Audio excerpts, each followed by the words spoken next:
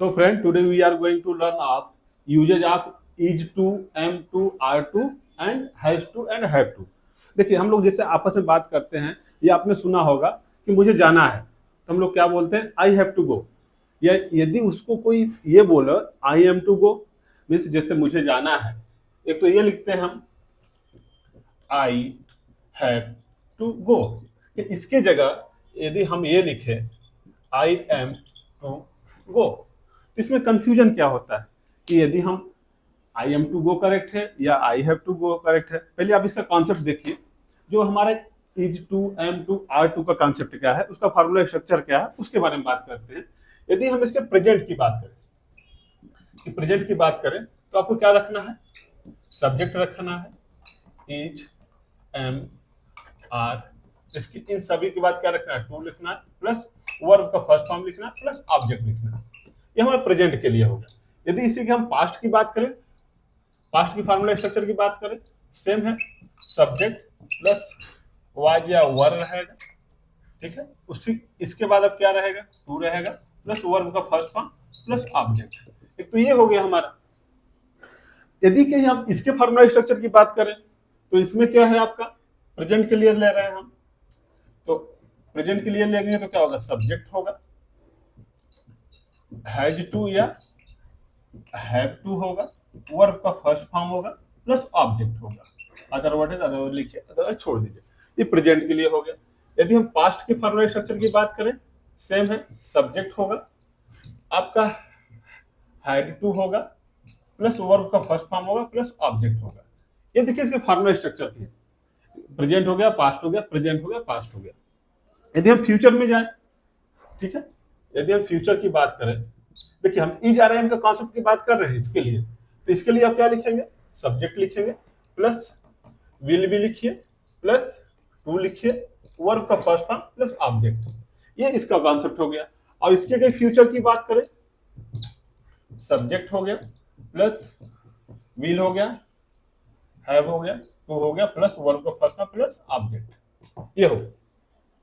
देखिए अब जिससे मुझे जाना पड़ता है और एक मुझे जाना है, मुझे जाना पड़ता है, देखिए एक पढ़ता है, एक ना है। इसी तरह जो ना है, जैसे मुझे जाना है, मुझे खाना है, मुझे लिखना है, मुझे पढ़ना है, तो ये जब कॉन्सेप्ट आया, जिसे आप जब कोई काम करते हो, ठीक है, जैसे जाना है, खानी है, नी है, ने है, ये वाला सेंस आता है, तो वहां पर हम किसका यूज करेंगे, is to, am to, are to का यूज करेंगे।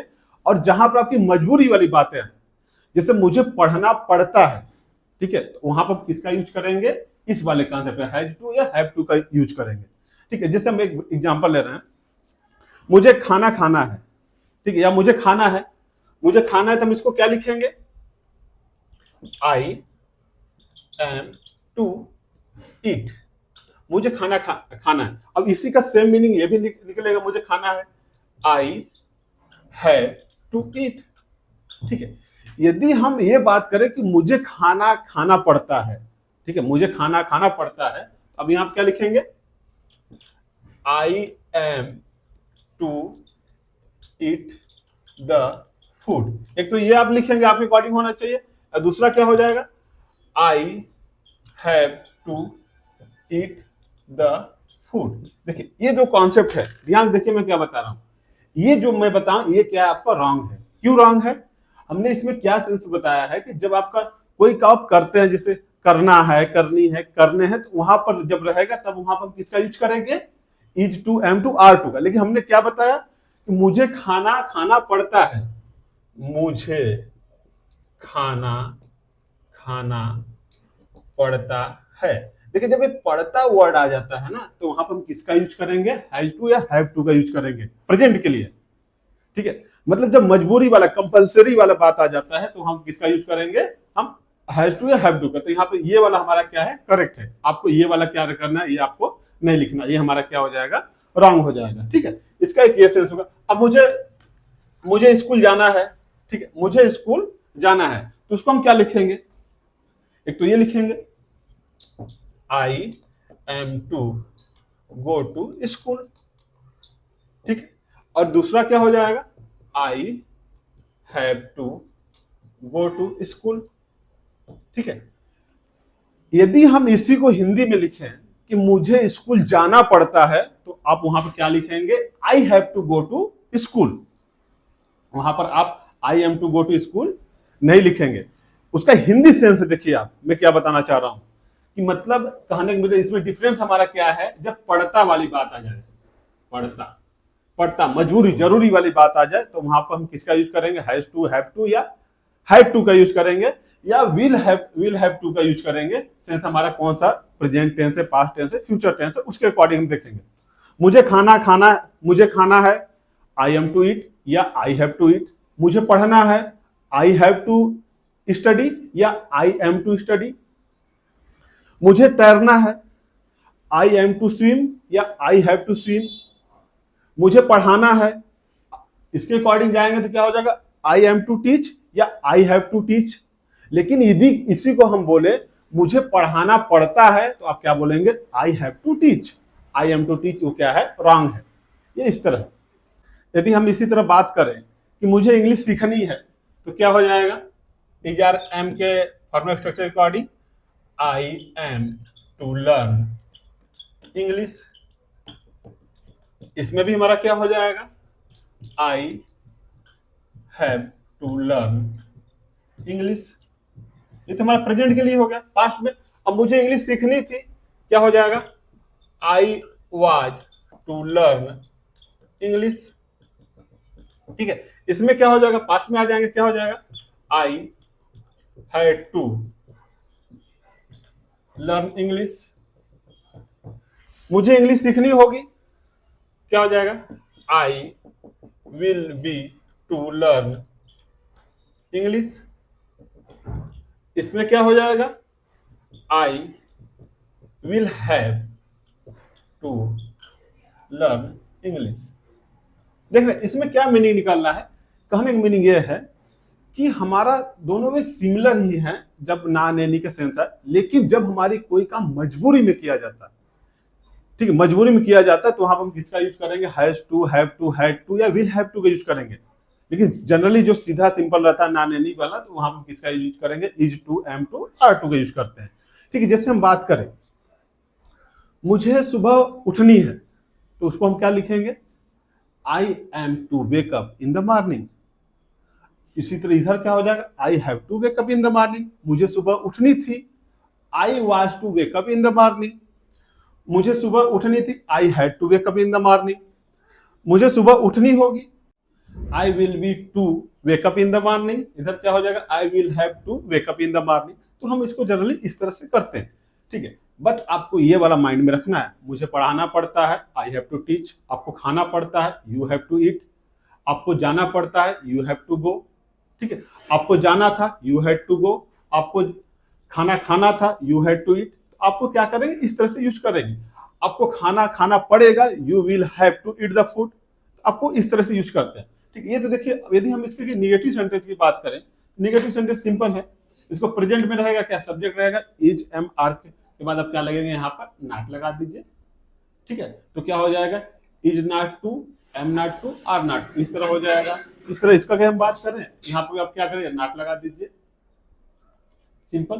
तो क्या हो जाएगा, subject was not to, were not to, verb first form plus object. इसी तरह यहाँ पर भी आप क्या करिए, इन दोनों के बीच में नॉट लगा दीजिए। ये तो हमारा सिंपल होगा। अब जिससे हम बात करें, मुझे इंग्लिश नहीं सीखनी है, मुझे इंग्लिश नहीं सीखनी है, तो यहाँ क्या हो जाएगा, I am not to learn English. मुझे इंग्लिश नहीं सीखनी थी, I was not to learn English. मुझे इंग्लिश नहीं सीखनी होगी, I will not be to learn English. तो आप क्या करेंगे, इसको इस तरह से इसको आप रिमेंबर कर सकते हैं। इसी तरह इसमें आए हम, ठीक, इसमें आए तो यहाँ पर क्या हो जाएगा, जनरली देखिए लोग करते क्या है ग्रामेटिकल में, यहाँ पर क्या करते हैं, यहाँ पर नॉट लगा देते हैं। बट आप इनसे सब ग्रामर ये चलता है, तो इसके अकॉर्डिंग क्या हो जाएगा, हैज टू, हैव टू के बीच हम क्या करते हैं, नॉट लगाते हैं। बट वो ग्रामेटिकल क्या है, रॉन्ग है। अब इसको कहीं बना रहे हैं, क्या हो जाएगा ना, formula structure subject plus do not या does not plus have to plus verb का फर्स्ट फॉर्म प्लस ऑब्जेक्ट। ठीक है। इतना माइंड में रखिएगा आपको। हैव टू आ गया, हैज टू आपको नहीं लिखना है। इसी तरह पास्ट में आ जाए तो क्या हो जाएगा, सब्जेक्ट हो गया आपका plus did not plus have to plus verb का फर्स्ट फॉर्म प्लस ऑब्जेक्ट या अदर वर्ड। देखो ये जो फार्मूला स्ट्रक्चर है ये आपको निगेटिव सेंटेंस के लिए है। क्या है, subject plus do not does not have to verb का फर्स्ट फॉर्म प्लस ऑब्जेक्ट। इसी तरह पास्ट में क्या हो जाएगा, subject did not have to verb का फर्स्ट फॉर्म प्लस ऑब्जेक्ट। इसी तरह हमारा इसमें भी क्या हो जाएगा, सब्जेक्ट हो जाएगा विल हैव और इसके बीच में क्या करेंगे, नॉट लगा देंगे। ये हमारा क्या हो जाएगा, न्यू फार्मूला स्ट्रक्चर इस तरह से रेडी हो जाता है। अब मुझे इंग्लिश नहीं सीखनी पड़ती है या मुझे इंग्लिश नहीं सीखनी है, क्या बोलेंगे, I do not have to learn English. ध्यान से देखिए मैं क्या बता, मुझे इंग्लिश नहीं सीखनी है या नहीं सीखनी पड़ती है, I do not have to learn English. मुझे सेंटेंस नहीं बनानी पड़ती है, I do not have to make sentence. मुझे स्कूल नहीं जाना पड़ता है, I do not have to go to school. अब इसी का हम पास्ट में जाए, मुझे इंग्लिश नहीं सीखनी थी या मुझे इंग्लिश नहीं सीखनी पड़ी, I did not have to learn English. मुझे स्कूल नहीं जाना पड़ा, I did not have to go to school. मुझे सेंटेंस नहीं बनानी पड़ी, I did not have to make a sentence. इसी तरह आप क्या करें, उसको बना सकते हैं, ठीक है। अब मुझे इंग्लिश नहीं सीखनी पड़ेगी तो क्या हो जाएगा, I will not have to learn English. तो आप क्या करेंगे, इस तरह से इसको आप बना सकते हैं। बहुत इजी क्लास है, इससे रिलेटेड आपको डाउट है तो प्लीज कमेंट कीजिए। मिलते हैं नेक्स्ट क्लास में नेक्स्ट टॉपिक के साथ। Thank you.